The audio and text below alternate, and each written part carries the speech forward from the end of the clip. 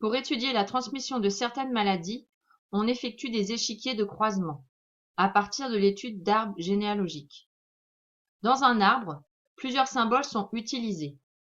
Le carré pour les hommes, le cercle pour les femmes et les losanges avec souvent un point d'interrogation pour les enfants à naître.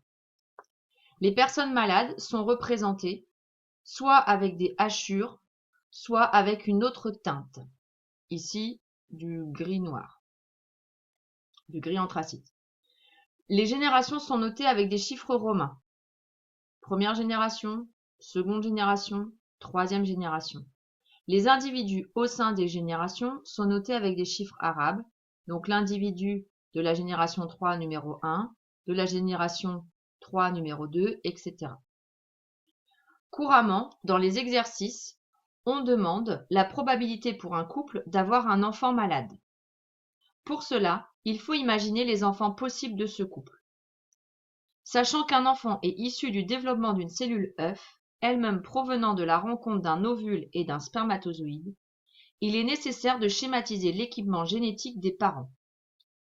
Vous savez que la moitié du patrimoine génétique provient de la mère, c'est-à-dire que la moitié des chromosomes que l'on retrouve dans la cellule œuf provient de la mère.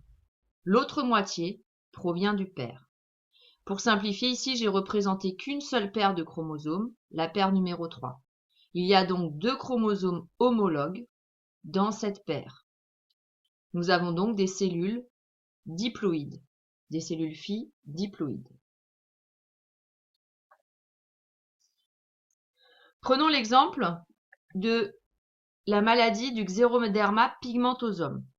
C'est une maladie génétique héréditaire rare.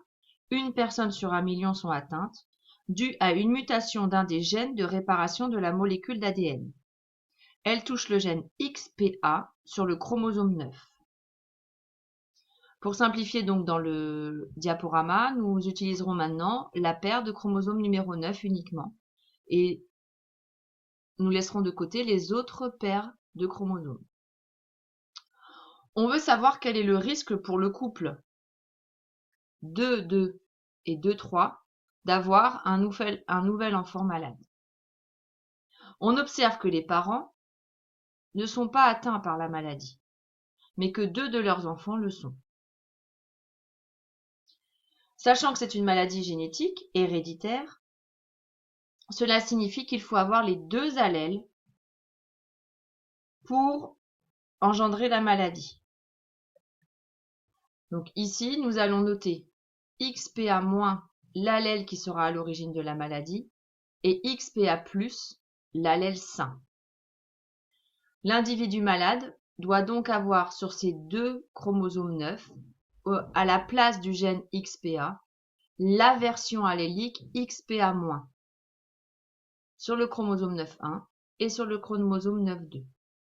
Étant donné que la version allélique est identique pour les 2 chromosomes, on dit que c'est un individu homozygote. Pour un individu non malade, il pourra avoir bien évidemment l'allèle sain sur les 2 chromosomes XPA+, XPA+. Il est lui aussi homozygote. Mais il peut aussi être hétérozygote, c'est-à-dire porter l'allèle sain XPA+ sur un chromosome et l'allèle muté XPA- sur l'autre chromosome. Son bagage chromosomique entraînera au niveau de son organisme l'absence de maladie. Étant donné qu'il faut qu'il y ait les 2 allèles mutés pour que la maladie se déclare, nous parlons de maladie récessive. Ceci est différent dans le cas de certaines maladies où la présence d'un seul allèle muté va provoquer la maladie. On parle alors de maladie dominante avec des allèles dominants.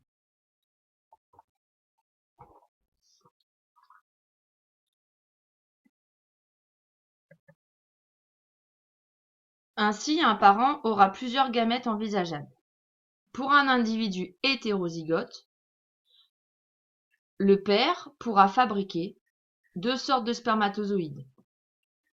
des spermatozoïdes contenant un chromosome avec l'allèle XPA+, des spermatozoïdes contenant un chromosome avec l'allèle XPA-. La mère étant considérée comme hétérozygote, elle pourra elle-même fabriquer deux sortes d'ovules, XPA-, XPA+, contenant l'allèle XPA- ou XPA+. Par convention, on note dans un tableau les différentes gamètes possibles.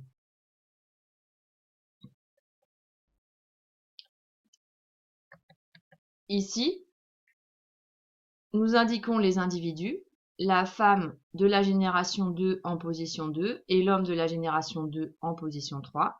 Nous notons les gamètes respectives de chaque individu.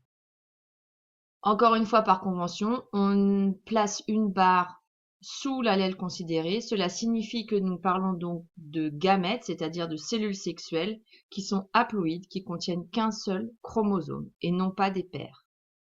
Une fois que l'on a fait ça, nous allons imaginer les enfants fictifs de ce couple en faisant rencontrer le spermatozoïde avec l'ovule. Donc nous avons 4 possibilités. Ce spermatozoïde XPA- peut rencontrer un ovule XPA-, auquel cas nous aurons un génotype, c'est-à-dire l'ensemble des gènes possibles rencontrés chez un individu XPA-, XPA-.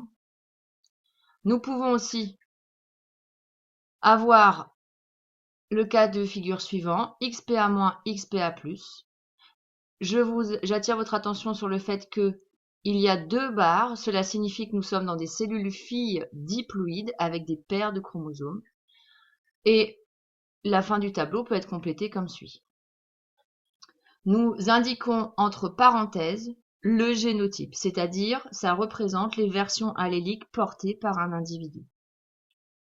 Une fois que nous avons fait ça, eh bien, il suffit de mentionner ensuite le phénotype. Le phénotype, c'est l'ensemble des caractères observables chez l'individu. Donc, la personne qui a les allèles XPA-, XPA- en 2 exemplaires sur les 2 chromosomes 9 aura malheureusement la maladie. Elle sera donc de phénotype XPA-. Par contre, les individus qui seront XPA+, XPA- au niveau de leur génotype ne présenteront pas la maladie. Ils seront donc de phénotype sain, noté ici XPA+. Pareillement, les individus qui portent l'allèle XPA+, en 2 exemplaires n'ont pas la maladie. Il suffit ensuite de faire le calcul de proportion. Nous avons donc un quart des enfants fictifs de ce couple qui sera atteint de la maladie et 3 quarts des enfants fictifs de ce couple qui seront sains. Pour conclure, vous avez donc intégré normalement la notion de homozygote qui signifie que les individus portent 2 versions alléliques identiques au niveau de leur gène. À l'inverse, le terme hétérozygote. Vous avez compris ce qu'est une maladie récessive avec l'allèle récessif contraire à l'allèle dominant. La maladie que l'on a étudiée concernait un chromosome non sexuel, le chromosome 9. C'est donc une maladie autosomique. Si la maladie considérée avait touché un chromosome sexuel, soit X ou Y, nous aurions parlé de maladie gonosomique. Je rappelle que le phénotype s'écrit toujours entre parenthèses. Par convention, normalement, nous mettons 2 barres pour signifier que nous sommes dans des cellules diploïdes. Par la suite, lorsque vous aurez bien intégré le principe, vous pouvez mettre qu'une seule barre. Et vous avez intégré aussi que le phénotype s'écrit entre crochets. En cours, on étudiera plus spécifiquement les transmissions dans le cas de maladies comme la drépanocytose ou la mucoviscidose. Par ailleurs, je tiens à m'excuser pour la mise en forme peu soignée de ce diaporama. J'ai eu un grand souci technique avec ma vidéo que je n'ai jamais réussi à mettre sur YouTube. Donc j'espère que vous avez quand même compris le fond, car c'est cela qui est primordial. Et donc je vous souhaite une bonne fin de journée.